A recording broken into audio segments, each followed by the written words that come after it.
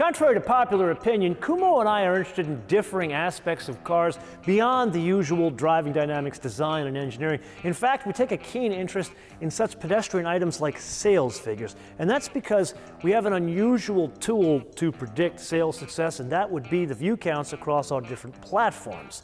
And yeah, Porsche 911 Turbo S, that's going to do well because it's a Porsche and because it has a huge installed fan base. But when something really surprises us, like a Kia Telluride, that usually translates to an incredible sales success, which that vehicle, even 2 years later, they can't keep up with demand. Well, recently, we've had one of those examples, and that was the GV80. Now, I kind of expected this to happen, but not quite to this level. It's not just the view counts, but the audience retention on the GV80 episodes, the two we've done so far, have been incredible.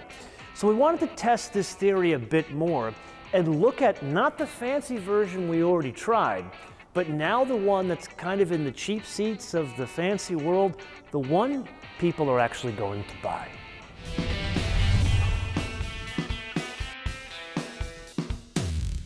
Have you ever had that feeling of deja vu? For me today, it's all about that engine because we have discussed it a lot as of late. We recently drove the four-door sedan version of this vehicle, the G80, with the same engine.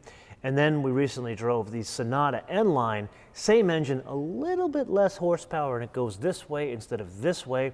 And then Kumo tells me he's got a couple of Kias booked with that engine as well.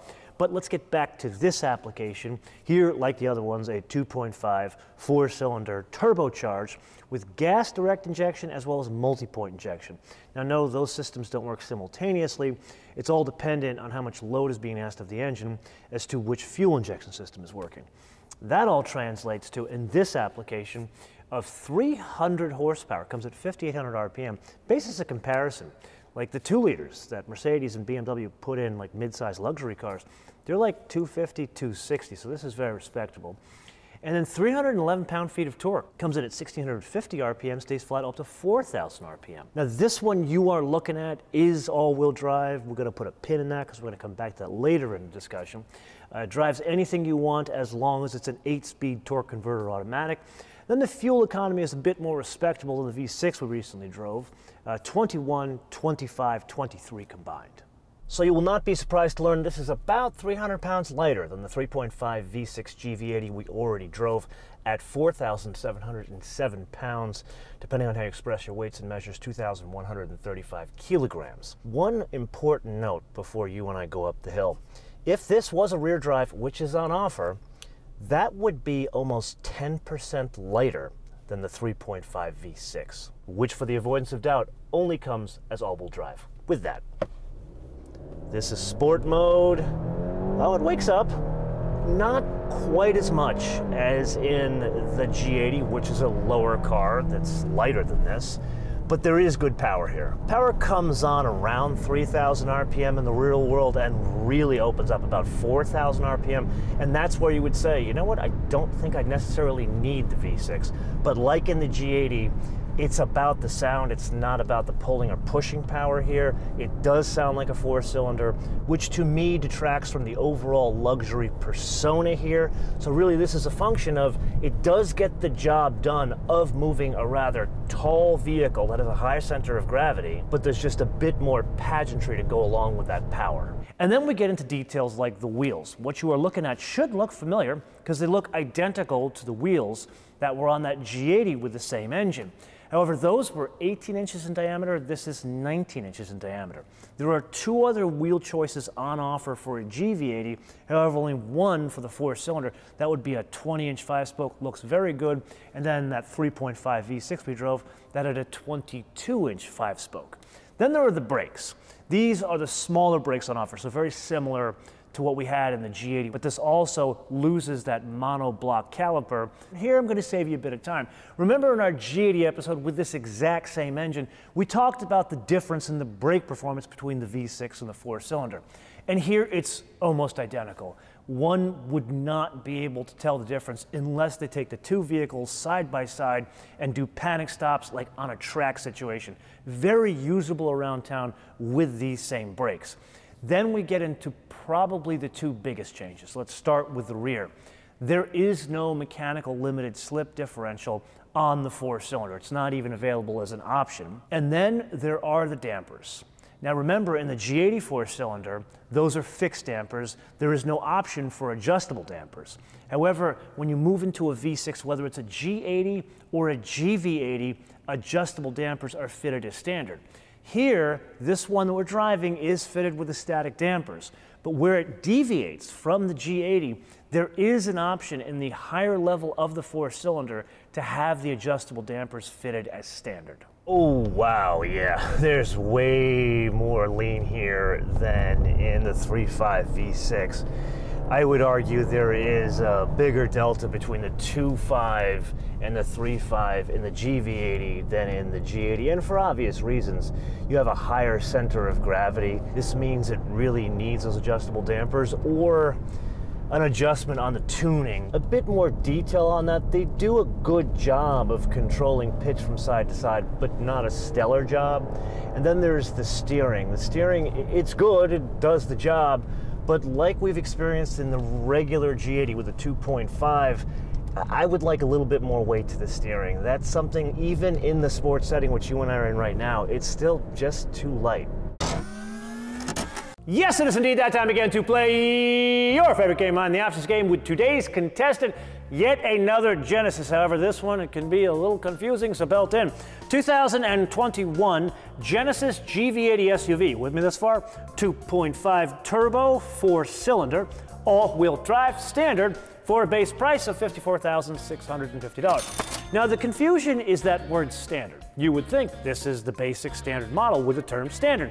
It's not. It's the middle model with the standard. The basic model is $48,900. It's also two-wheel drive, and I'd also like to point out that that one's about the same price as the entry-level XC90, which means pretty competitive. Anyway, back to this one. It is fitted with a different color that is optional called Lima Red, not to be confused with Porto Red, which is also burgundy, but that one's lighter than this one. This one is a bit darker. I like this one better for $400, which was the same price as the Porto Red.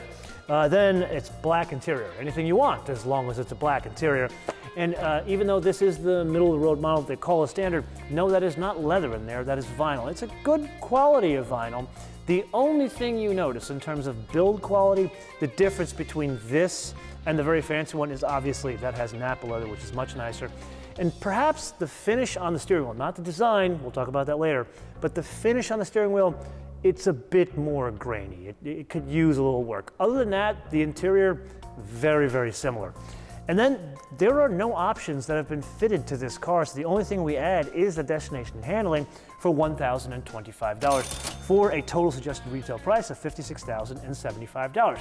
Now, back to that confusion about the standard. You see, the standard, which is not the standard model, it's the middle-of-the-road model, it has some stuff that was not on the four-cylinder G80. Namely, the satin finish wood on the dash is here with the four-cylinder, not in the G80. 12-way seat, that's fitted to standard, it was the same as the G80. The gauges, it's got the real analog gauges that were out of that same G80, much preferred here. Again, would want to see that in the fancier grade of the GV80. And then, believe it or not, the sunroof is fitted as standard in the middle-of-the-road model. It can be had in that $49,000 model. However, one has to get a package to get that, which makes it almost the same price as this one. So why you need to go with the standard is probably because of the sunroof, but also some other stuff. Anyway, hopefully you're not confused anymore. I still am sort of confused, but I'm just happy that it has the satin finish wood.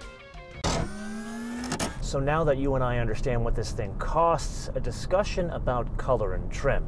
You may remember in the 3.5 V6 episodes, whether it was the GV80 or G80, absolutely knocked it out of the park. Remember that lovely blue and tan two-tone interior in the previous GV80 that we drove? Turns out that color is not on offer in most of the colors in the four-cylinder. To get like a beige interior, basically anything you want as long as it's not black, it has to be silver, metallic black, Himalaya gray, or worse, gold. So net, pretty colors like the Adriatic blue, which is on offer in the four-cylinder, or this Lima red that's really a burgundy. These can only be had with the black, which means no contrast. And these cars, as we've learned now, this is what, the fourth one we've driven. It's all about the detail of design and especially the color and trim on the inside. So net, what have we learned in today's experience of the cheap seats amongst the fancy neighborhood? And here you will not be surprised to find out that it's very similar to the experience we had of the same engine in the G80, just with a couple of caveats. Number one, this engine in this package, in this execution, works well enough to the point where I would go so far as to saying one does not need the V6. Then there is the color and trim and the way the package is inside the vehicle, like in the G80 with this engine, works incredibly well even with the lesser materials. Where we get into a bit of a change, the higher center of gravity kind of wreaks havoc on the driving dynamics to the point where I would say no to a full $20,000 set of options in the G80. Here, I'd say you kind of need an extra 10 grand options. And that's because the vehicle that has the adjustable dampers, it's about 5 grand more than this one here, and very necessary. And it's not so much that it improves the ride quality, it improves the composure of the vehicle, and that's a big deal for a vehicle of this size. Now with that, we do need to press on into our wish list here because there are a couple of things. First and foremost, absolutely need more color options inside the vehicle, and this isn't just a function of a strong contrast in colors like this burgundy or Adriatic blue. This is about making use of all the work that was done in the color and trim of this vehicle. And for the avoidance of doubt, these are successful not because of the way they drive or the engines. This is more about the combination of the design and the detailing in the color and trim, which is very unusual with this type of vehicle, to the point where people that either sit in it or see it going down the road, they almost confuse it with a Bentley. They don't confuse it with a BMW or a Volvo it competes with. And then, being that the 5-spoke 20-inch wheels are available as an option in the 4-cylinder, the only other item I'm going to add here to the wish list is that steering wheel. It needs to go. You've done such a good job on the design inside and out of this vehicle. Why does it have to be let down with that just hideous steering wheel? It does not look good. It does not work with anything else. Hopefully, I have not been unclear. Please change it.